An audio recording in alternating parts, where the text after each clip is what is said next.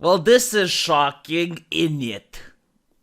I think the best invention that mankind ever made after the steam engine is that of the expert. Because only the expert can understand reality.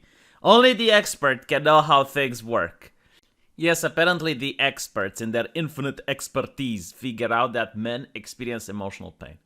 Do you know who else knows about this? Parents. I know it's difficult for modern people to understand how the world works, but for more traditional people who happen to have children, they would know that when their little boy gets heartbroken at school because he starts liking Missy and Missy doesn't like him back and he comes home and he cries, it's like, oh wow, turns out men do have emotional pain. Who the thought? Oh my god, it's almost like they're human or something. So yeah, the only thing that I find weird is that you can say men experience emotional pain more than women. Like, how on earth do you measure that? I mean, genders aside for a second, let's take two men, Bob and Harry. And they're both experiencing emotional pain. How do you tell if Bob is experiencing more or less emotional pain than Harry? How do you figure that out? What is the scientific method that you can use to calculate the emotional pain? You can say, well, maybe it's the words they're using. It's like, all right, but maybe Bob has a more restrictive vocabulary. It's so weird. I'm curious like how much taxpayer money was invested in order to figuring this out, because it's really dumb, honestly. It's one of the dumbest things. The only thing you can do is like a person can tell you, all right, he experienced like two different emotional pains this year, and he can tell you, yes, like the first emotional pain was a lot bigger than the second. But when you have two different people, two different human beings, how can you tell if one person is more emotional than the other? And you may say, well, like maybe this person is crying, maybe this person... Okay, but a child can cry. If a child doesn't get his ice cream, he can start crying. That doesn't mean he is in massive emotional pain just because he is pissing his eyes. Just because someone is expressing his emotional pain by crying doesn't necessarily mean that he is in more emotional pain than a person that isn't crying. Like, if you manage to master your emotions so you don't piss your eyes in public, that doesn't necessarily mean that you don't feel emotion or that you feel it less or more. This is what I hate about the modern experts, because there's no scientific method that you can use in order to measure this. Until we have the emotional meter, we can't really figure it out. But anyway, right, so they point out that, first of all, and I was going to point this out, but apparently the people in the study realized this only applies to rich people. Because the study takes into account the people who go to see a psychologist, which is why I even decided to make this video, because it ties into my other video, right? So who goes to see a psychologist? Rich people. Do you think a person that's struggling to live from paycheck to paycheck can afford to see a psychologist? No. So those people aren't going to be taken into the study, which may or may not affect the overwhelming general population. And again, it's people from the United States, right? Like, we don't know what happens in Saudi Arabia. We don't know what happens in Africa. So it's rich first world people that have been included in the study.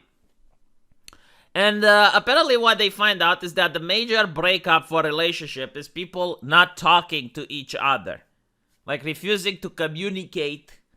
I know, they managed to discover the wheel. This is something that, again, why I made the previous video, even a priest can tell you, and it's for free.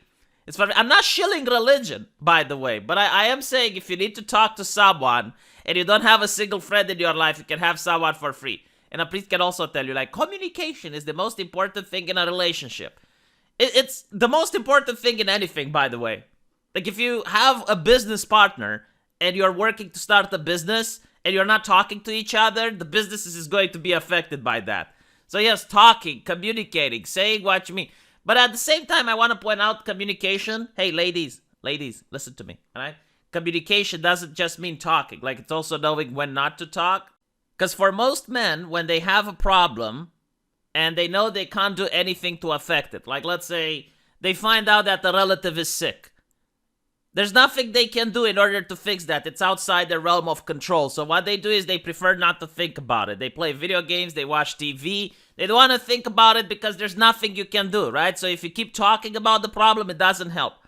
For women, it's the other way around. Like, they prefer talking about the problem. For them, it helps. So like this authoritarian mentality that if it's good for me, it's good for other people, doesn't really get to be applied here, right? So when you start nagging and you keep talking about the problem, you infuriate the other person.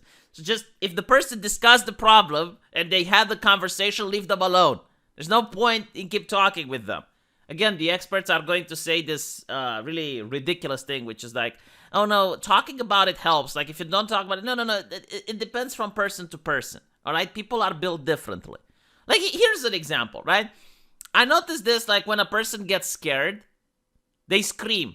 If it's a child or a woman, like, they're more likely to scream. This is not sexist or anything. It's just pure observation. Like, look at a crowd of people who are running away. You're going to see that the children and the women are screaming. For me as a man, like, what I experience when I'm afraid, my heart starts beating fast, like my breath starts accelerating, but I don't feel the need to scream. Unless someone startles me, unless someone goes behind me and goes boo, and I go, ah! But that is the only exception. Ladies, feel free to contradict me if I'm wrong. Like, when you're really scared, do you scream, yes or no? I used to scream when I was a kid, by the way. Like, when I was a child, when I was afraid, I would scream. But when I grew up, it's kind of like you don't feel the need to. It's not something that would help me, right? So imagine if you have someone going around, oh, you need to scream when you're afraid. I'm like, why? I just don't feel the need. It's not, right? Just a little bit of casual observation that I may or may not be wrong. It's just my personal observation. It's what I see. Of course, there are some men who scream and women who don't. But, like, overwhelmingly, like, when you look at a recording, a footage of something, and you see a crowd of people that are afraid and they're running away from someone, like, you're going to see that is the women screaming. It's like when you go to a theme park and you have, like, that little carousel that goes all the way up and then starts falling down. It's the ladies that are screaming. It's rarely the men. I mean, it's just a personal observation. I'm sorry if reality is sexist or whatever. Please show me video evidence that shows differently. Now, like, with that aside, I don't even know I got into it. But what I wanted to say is that men and women can have some differences. So just because men don't constantly talk about their problems doesn't mean they don't have problems. It's so stupid to even consider that this is not the case. And just because men don't talk about the problem doesn't mean that they're wounded or hurt or something, right? Like, for us, the way we deal with things is we just leave it there. Like, our brain is like ice, and we put the hot problem into ice, and the problem eventually freezes down. That's how we deal with the shit. And by the way, anyone that encourages men to cry are sadistic, because you get to see what happened when Kyle Rittenhouse cried, when Jordan Peterson cried, when Kavanaugh cried. Like, when all these men cried, look how the public reacted. They were attacked viciously by the same people that encourage men to cry. All right? We don't trust you folks. Leave us alone. We cry when we need to. In fact, actually, this is what the psychologist said, that they noticed that a lot of men, when they come and they talk about the problems of breakups, sometimes they talk about the fact that they cry and blah, blah, blah. So they definitely care. And yes, by the way, we do cry when it's important. Like, we do cry. Men do cry. I know it's shocking, but men do cry. But just because we don't piss our eyes every single day doesn't mean we're not crying. So we cry when our favorite football team wins. We cry when a relative passes away. We cry when we see the verdict in the Rittenhouse trial. We cry every now and then, okay? But I guess because we don't do it in public, as this study shows, there is social stigma. And there is a stereotyping that women are more emotionally invested in relationships. Let me tell you something about why this is a thing, right? Because I noticed something interesting. It's going to be in my This Week in Stupid, but there's this woman who faked her wedding. She got, by the way, she's good looking. You're going to see her in This Week in Stupid. She faked her wedding. She got some actors there. She got the priest that's an actor. She got the fake husband. And, she videotaped it, and it's like, okay, why did she fake her wedding? Because she wanted her ex to call her. So, that's fine. Like, it's not, obviously, one case doesn't reflect on a whole gender. But what I did notice was that when you went to the comment section and you saw people responding to that, everyone was like, oh my God, I feel sympathy for her. Oh, wow, like she, like it's kind of cute, it's adorable. Imagine if a man did that. Like, imagine if a man faked his own wedding so that he can get his ex to call her. Everyone will call him desperate. Everyone will call him an incel. Everyone will call him, like, all sorts of things, right?